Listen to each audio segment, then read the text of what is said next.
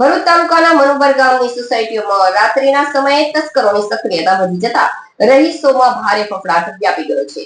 ગામમાં આવેલી આફરીન એપાર્ટમેન્ટની એક દુકાનમાંથી તસ્કરોએ ₹40,000ની ચોરી કરી ફરાર થઈ ગયા છે, જેના સીસીટીવી ફૂટેજ પણ સામે આવ્યા છે. ભરૂચ તાલુકાના મનુબર ગામની સોસાયટીઓમાં રાત્રિના સમયે તસ્કરોની સક્રિયતા વધી જતા રહીશોમાં ભારે ફફડાટ વ્યાપી ગયો છે. આફરીન એપાર્ટમેન્ટના મકાન નંબર 37માં ઘર સાથે જોડાયેલી દુકાનને તસ્કરોએ નિશાન બનાવી હતી.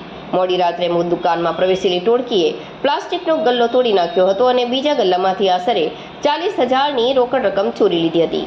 આ ઘટના બાદ સોસાયટીના સીસીટીવી ફૂટેજ ચેક કરાતા 8થી વધુ શંકાસ્પદ શખ્સોની હિલચાલ કેદ થઈ હતી. તસ્કરો મોઢે બુકાની બાંધી હાથમાં ચપ્પલ રાખીને મકાનોમાં પ્રવેશવાનો પ્રયાસ કરતા જોવા મળ્યા છે. આ સિવાય સોસાયટીમાં પાર્ક કરેલી રિક્ષામાંથી પણ ચોરીનો પ્રયાસ થયો હોવાની આશંકા વ્યક્ત કરાઈ રહી છે.